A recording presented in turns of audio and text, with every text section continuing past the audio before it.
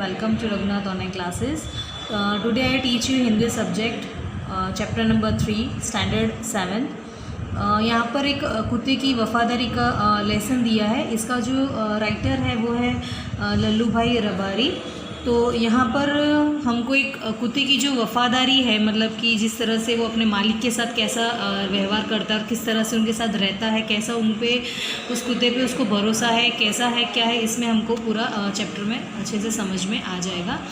यहाँ से हम स्टार्ट करेंगे। सबसे पहले हम इंट्रोडक्शन इसका करेंगे कि प्रस्तुत कहानी में जो लेखक ने अपने स्वामी के प्रति जो जानवर की वफ़ादारी को उजागर किया है, तो कभी कभी जल्दबाजी में काम करने से पछताने की नौबत आ जाती है। तो लेखक ने यह बात कुत्ते और बंजारे की इस कहानी में मध्य में बताई है। तो उत्तर गुजरात के पाटन ज़िले में राधनपुर नाम का एक छोटा सा नगर है। वहाँ एक तालाब है जिसके तट पर एक कुत्ते की समाधि है। समाधि और वह भी कुत्ते की है। जो यह जानवर आश्चर्य होगा कि उसके पीछे एक सुंदर और हृदय को हिला देने वाला कथा है। तो लेट्स स्टार्टेड। पुराने ज़माने में व्यापार का सामान लाने ले जाने का काम बंजारे करते थे।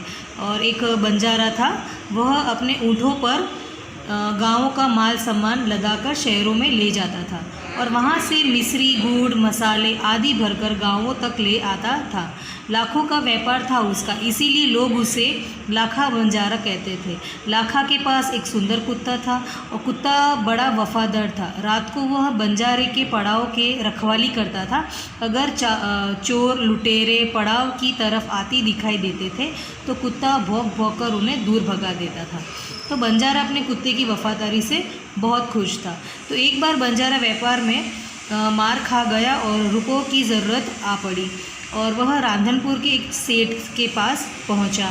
उसने अपनी बात बताई, उसके सारे जो प्रॉब्लम्स हुए थे, बिज़नेस उसने किया था व्यापार, तो उसमें उसको लॉस हुआ। तो वो हिसाब से वहाँ का एक मालिक था, राधनपुर में एक सेठ था, तो वो उसके पास सारी बात उसने बताई और उससे मदद मांगी। और तब उनका जो कन्वर्जेशन होता है, जो आपस में जो बात हो रही है, सेठ ने कहा रुपए तो मैं दे दूंगा, मगर उसके बदले में तुम क्या गिरवी रखोगे? तो लाखा बोला, सेठ जी मेरे पास फूटी कौड़ी भी नहीं है, मैंने व्यापार में सब कुछ खो दिया है। मेरी ज़बान पर विश्वास रखें और मुझे रुपए दे दीजिए, मैं आपकी पूरी रकम सूद समेत 1 साल में ही चुका दूंगा। इस तरह से उसने सेठ से कहा। और उसके बाद सेठ बोले, कोई बात नहीं, तुम्हारे पास यह कुत्ता है तो तुम इसे ही ज़मानत के रूप में दे दो। जब तुम सारे रुपए लौटा दोगे तब मैं भी कुत्ता तुम्हें वापस दे दूंगा। तो बंजारों को दुख तो बहुत हुआ और अपने कुत्ते को देने में, मगर कोई चोरी नहीं था, पर रुपए लेकर वह चला गया। कुछ दिन बीत एक बार सेठ के यहाँ चोरी हुई। कुत्ते ने चोरों का पीछा किया और दूर जंगल में जाकर चोरों ने सारा माल सामान ज़मीन में गाड़ दिया और वहाँ से 9, 2, 11 हो गए। और कुत्ता वहाँ पर भौंक भौंक कर सेठ को बताने लगा कि लुटेरे आपकी दुकान को तोड़कर माल उठा ले गए हैं। सेठ तो हक्का बक्का ही रह गया और कुत्ता सेठ की धोती पकड़कर आगे खींचने लगा और सेठ कुत्ते के पीछे पीछे चलने लगे। जहाँ चोरों ने माल छिपाया था, वहाँ जाकर कुत्ता अपने पैरों में मिट्टी खोदने लगा और थोड़ा ही खोदने पर सब सामान निकल आया और सेठ की खुशी का कोई पार नहीं था। और वह कुत्ते को प्रेम से थपथपाने लगा और कुत्ते की वफादारी पर वह मुग्ध हो गया। और घर जाकर उसने एक चिट्ठी लिखकर उसके कुत्ते के गले के पट्टे में बांधकर कहा, कुत्ते भाई जाओ, तुम अपने मालिक लाखा बंजारा के पास तुम मुक्त हो। खुश हो गया और अपने मालिक से मिलने के लिए जल्दी जल्दी भागने लगा।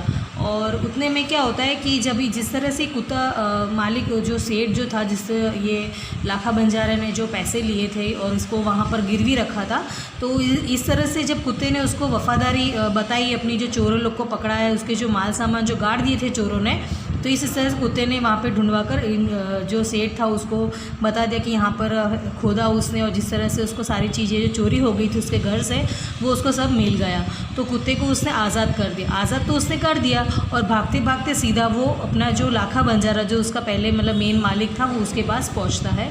तो जैसे ही वो भागता है तो उतने में इधर लाखा ने भी व्यापार में खूब रुपया कमाया और वह सेठ की उसकी रकम वापस करने के लिए उसी रास्ते से आ रहा था। तो उसने दूर से अपने कुत्ते को अपनी ओर आते हुए देखा और वह नाराज़ हो गया। सोचने लगा कि कुत्ते ने मेरी ज़बान काट ली है, उसने बेवफाई की है, अब मैं सेठ को क्या मुंह दिखाऊंगा। उसने आग देखा ना ताव, बस कुत्ते के माथे पर लाठी का प्रहार कर दिया और कुत्ता बेहोश होकर गिर पड़ा। तो लाखा ने देखा कि कुत्ते के गले में एक चिट्ठी बंधी है और उसने इसे खोलकर पढ़ा और पढ़ा कि लाखा, तुम्हारे कुत्ते ने मुझे सूद समेत रुपए लौटा दिए हैं, अंततः कुत्ते को मैं मुक्त करता हूँ और उसने मेरे घर चोरी की गई माल सामान को वापस दिलवाया दिया है और खुश होकर मैंने स्वयं उसे मुक्त किया है।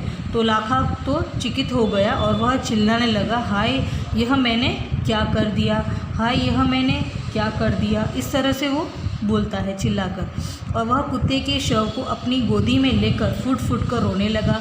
लेकिन पछताया होत क्या जब चिड़िया चुग गई खेत, यानी कि अब पछताने से क्या फ़ायदा, क्योंकि हम ये सोचते भी नहीं है और पहले हम किसी पे भी हमला कर देते हैं, पर हमको ये सोचना है कि भाई हम अब उससे तो इतनी बड़ी गलती हो गई क्योंकि उसने वो गले में जो चिट्ठी मालिक ने उसकी लटकाई थी वो तो उसने पढ़ी ही नहीं, क्योंकि उसको पहले उसने उस पर हमला कर दिया, नहीं मार दिया, उसके सर पर लकड़ी मार दी जोरदार से, तो वो वहीं पर ही ख़त्म हो गया। और ख़त्म होने के बाद तब उसको ये चिट्ठी मिली और अब वो उसको पछता रहा है कि उसने ये क्या कर दिया। यानी कि इस हिसाब से फिर उसने क्या किया कि कुत्ते को तो गोद में लेकर उठा लिया उसने, फिर उसने उस वफादार कुत्ते की समाधि बनवाई जी आज भी पाटन जिले के रानपुर के तालाब के किनारे पर खड़ी है और उस कुत्ते की वफादारी की कथा संसार को सुना रही है। तो इस तरह से आज भी कहा जाता है कि रांधनपुर यानी पाटन जिले में एक तालाब के पास आज भी उस कुत्ते की समाधि है। जो लोग ये समाधि देखी जो कुत्ते की जो स्टोरी है वो वफादारी की जो हमको पूरे संसार में सुना रही है, तो इस तरह से इसका समाधि यहाँ बनाई गई है जो आज भी वहाँ पर रांधनपुर पाटन जिले में है। Thank you.